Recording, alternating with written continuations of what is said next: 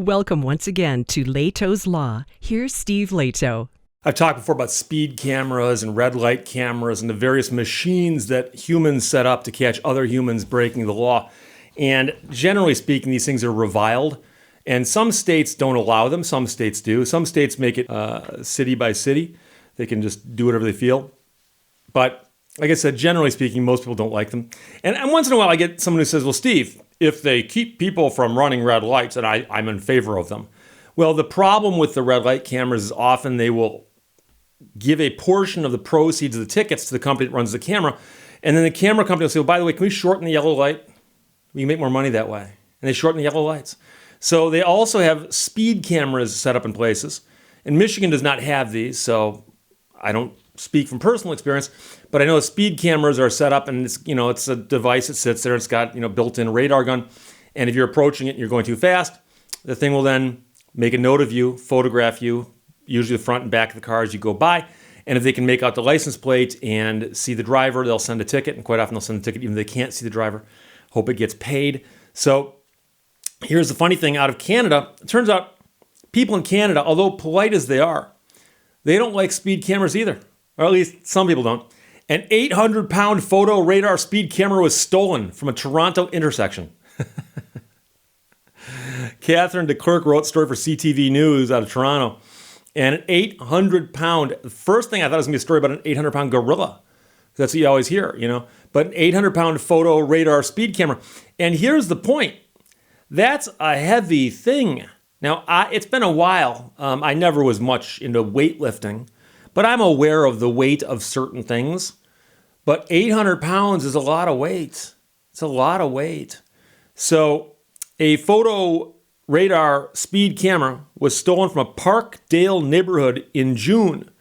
And the police were kind enough to provide the news service with a photo.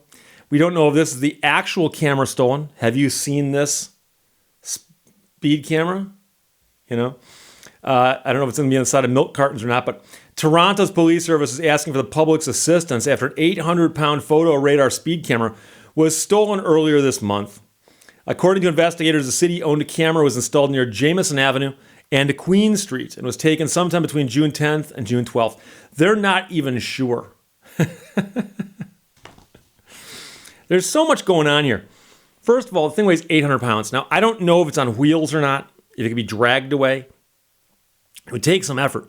But the fact that they're not sure if it was stolen on the 10th, the 11th, or the 12th, it's a 3-day window, according to my math. Now, I could be wrong on that. Feel free to double check that. Break out your calculators, your abacuses, or is it abaci? But double check that. The police aren't sure when it disappeared. You'd think it would have some kind of tracking device on it, like a LoJack or something. I mean, seems like that'd be a good idea. The device weighs 800 pounds and typically requires a hydraulic lift to move, so it's not on wheels. A hydraulic lift. Sounds almost like a forklift or something. The mayor, whose name is John Tory, announced last week the speed cameras will now automatically ticket drivers. So as the announcement was made, somebody said, oh, by the way, one is missing. One of our speed cameras is missing. For my Thomas Dolby fans in the audience, one of our submarines is missing tonight. The tickets for the speed cameras that are still out there that haven't been stolen will be for fines ranging from $5 per kilometer for those going 1 to 19 over the speed limit, $7.50 per kilometer for those going 20 to 29 kilometers per hour over the speed limit, and $12 per kph for those going 30 to 49 kph over the speed limit. And as I always like to point out, and I know some of you are already thinking this, at least those are Canadian dollars. Now, again, I'm not making fun of Canadian dollars. I've got quite a few Canadian dollars on my set right behind my Mopar box and the fun meter. I'll straighten that out later. Sorry for all my OCD members. But, so, 20 Canadian, that's what that looks like. 10 Canadian, it's a vertical bill, looks like that. Very, very cool bill. And then 5 Canadian. So here's $35. So here's 35 Canadian. And so that'll get you 7 over, I guess. $35, right? Yeah, so you do 7 over times 5, $35. So right there, that's what it'll cost you if you do 7 over and the machine catches you. Of course, if you caught the machine and hauled it off, it can't catch you. Not that I condone that sort of thing. So if someone gets caught going 49 kilometers per hour over the speed limit, they'd be automatically sent a ticket for $588 plus another $130 for the victim surcharge and court costs.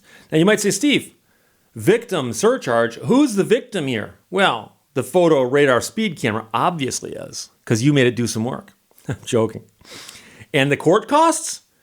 What court costs are there? A machine kicked out a ticket and I mailed in a check. Well, that's how it is. So for those of you who don't know, and many people think I'm being cynical to say this, but it's absolutely true.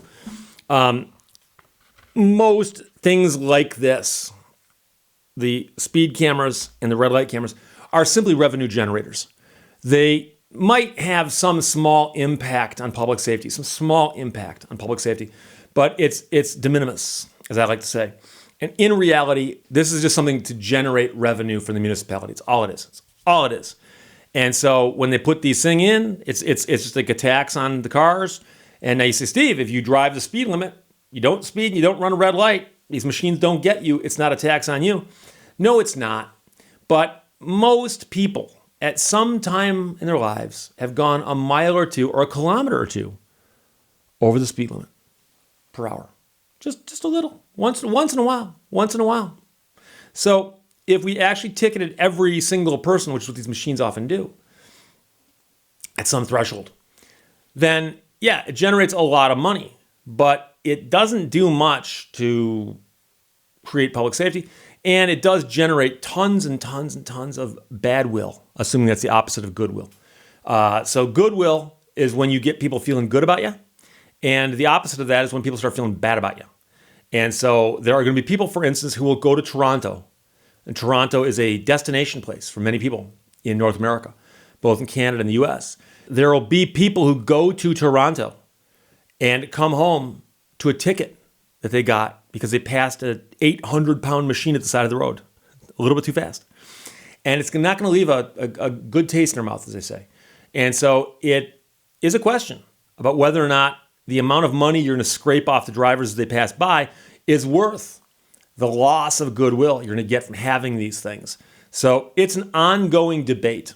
And I know a lot of people out there right now in particular don't like police officers in general. And they also don't like the idea that a police officer can pull you over at the side of the road and say, do you know why I pulled you over, for instance, that sort of thing. And I've done video upon video regarding that. But I still like it better when there's a human who has discretion at the side of the road about whether or not to write a ticket. And I'll be honest with you, I've gotten a few warnings in my life. And I've told the story before. The last time I was pulled over was almost 4 years ago. It'll be 4 years ago, November, where I was driving a little bit too fast. I'd had a very long day. I had driven all the way to Ann Arbor from where I was living at the time and all the way back. And I'd covered a lot of ground that day.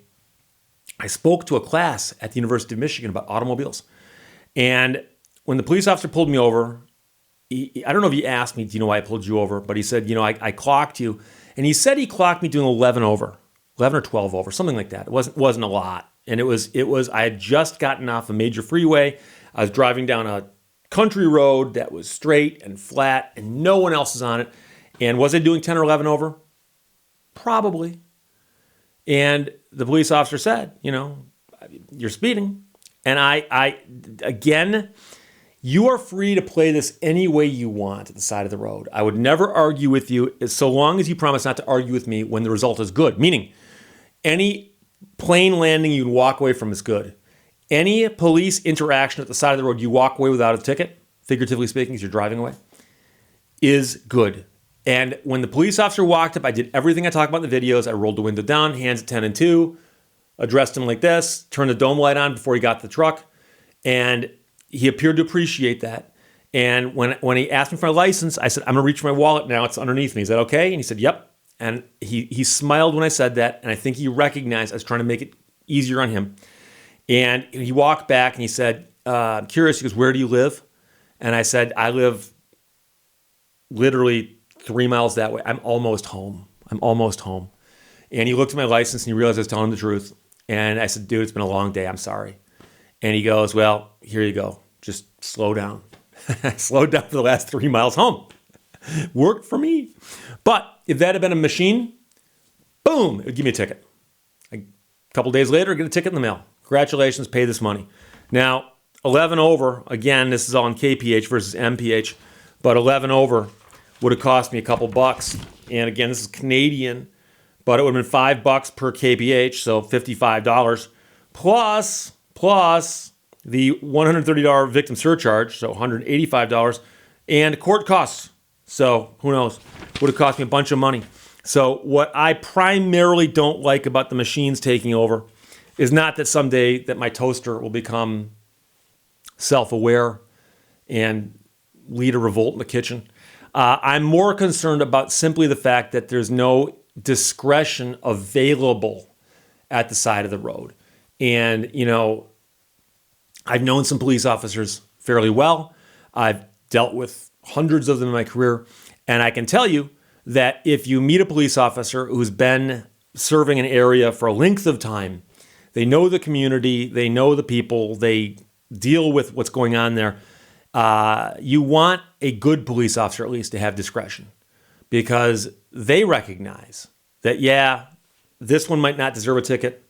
This one does.